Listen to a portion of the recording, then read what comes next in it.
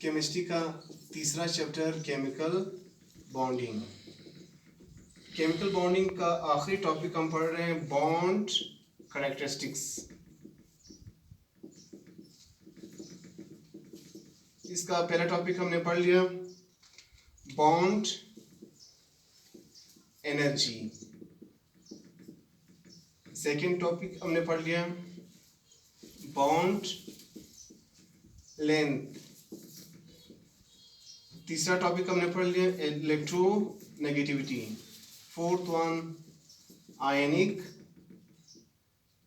Character और dipole moment. Chapter का आखिरी टॉपिक जो है effects of bonding on physical and chemical properties। Chapter का आखिरी टॉपिक है effects of bonding on physical and chemical properties.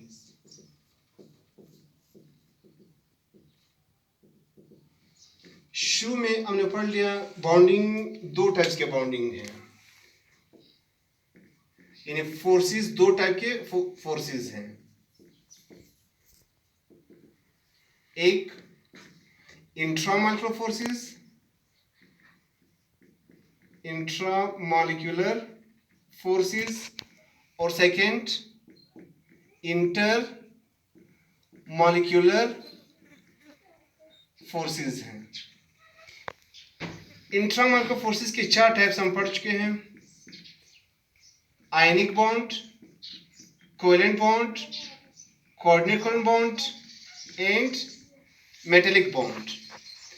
Intermolecular forces के भी चार टाइप्स हम पढ़ चुके हैं, dipole forces, ion dipole forces, London forces and hydrogen bond. तो इंट्रामॉलिक्यूलर फोर्सेस को हम केमिकल फोर्स भी कहते हैं, केमिकल फोर्स, और इंटरमॉलिक्यूलर फोर्सेस को हम फिजिकल फोर्स भी कहते हैं। तो फिजिकल फोर्सेस के इफेक्ट होते हैं फिजिकल प्रॉपर्टीज पे और केमिकल फोर्स के इफेक्ट होते हैं केमिकल प्रॉपर्टीज पे। फॉर एग्जांपल केमिकल प्रॉपर्टीज क्या है, यानी केमिकल प्रॉपर्टीज केमिकल रिएक्शंस में है, खासतौर पर रेट ऑफ केमिकल रिएक्शंस। तो अगर इंट्रामॉलिक्यूलर फोर्स, अगर bonding intramolecular force ionic bond भी हो सकता है, और दूसरा मेन जो बॉन्ड है कोवेलेंट बॉन्ड। आयनिक बॉन्ड जिस कंपाउंड में है उसको हम आयनिक कंपाउंड्स कहते हैं, और कोवेलेंट बॉन्ड मोस्टली जिस कंपाउंड्स में है तो उसको हम ऑर्गेनिक कंपाउंड्स कहते हैं या कोवेलेंट कंपाउंड्स कहते हैं, कोवेलेंट कंपाउंड्स कहते हैं इसको। तो यहाँ पे पॉजिटिव आयन है आयनिक कंपाउंड में, पॉजिटिव आयन नेगेटिव आयन। अब रिएजेंट जब अटैक करता है आयनिक कंपाउंड पे, रिएजेंट जब अटैक करता है, रिएजेंट भी पॉजिटिव नेगेटिव है, यानी न्यूक्लियोफाइल और इलेक्ट्रोफाइल पर मुश्तमिल है। तो रिएजेंट जब आयनिक कंपाउंड पे अटैक करता है तो ये जो न्यूक्लियोफाइल है इस इलेक्ट्रोफाइल पे अटैक करता है और इलेक्ट्रोफाइल इस न्यूक्लियोफाइल पे अटैक करता है, यानी अटैक जो एकदम हो जाता है। क्यों? क्योंकि जो रिएक्टेंट है, जो आयनिक कंपाउंड है, उस पे भी न्यूक्लियोफाइल इलेक्ट्रोफाइल है और रिएजेंट पे भी न्यूक्लियोफाइल इलेक्ट्रोफाइल है। तो रेट ऑफ रिएक्शन जो फास्ट है इसका। अब कोवेलेंट कंपाउंड में जब रिएजेंट अटैक करता है, रिएजेंट क्या है, पॉजिटिव और नेगेटिव है। यहाँ पे पॉजिटिव नेगेटिव नहीं है, बॉन्ड ने ब्रेक होना है, पॉजिटिव नेगेटिव ने डेवलप होना है, फिर ये अटैक करेगा तो इसका रेट ऑफ रिएक्शन क्या है, स्लो है।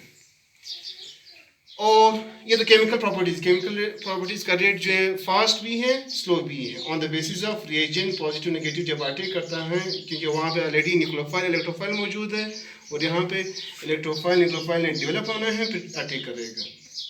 फिजिकल प्रॉपर्टीज़ जैसे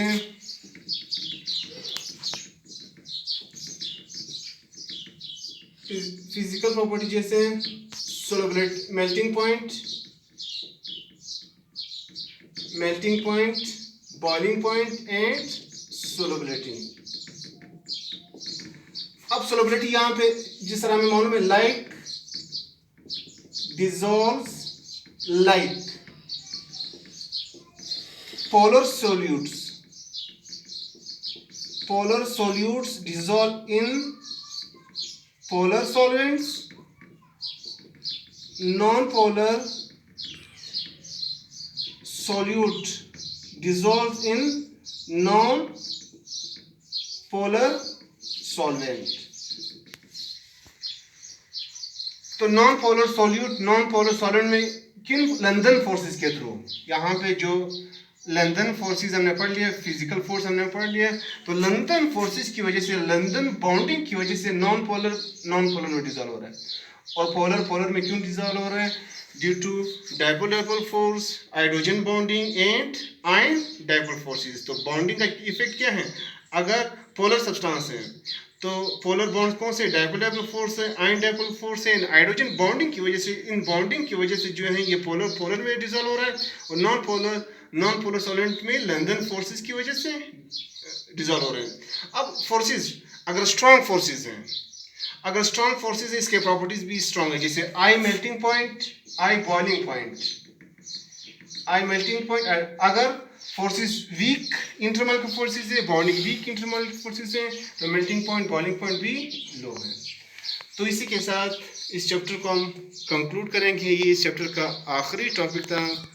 थैंक यू।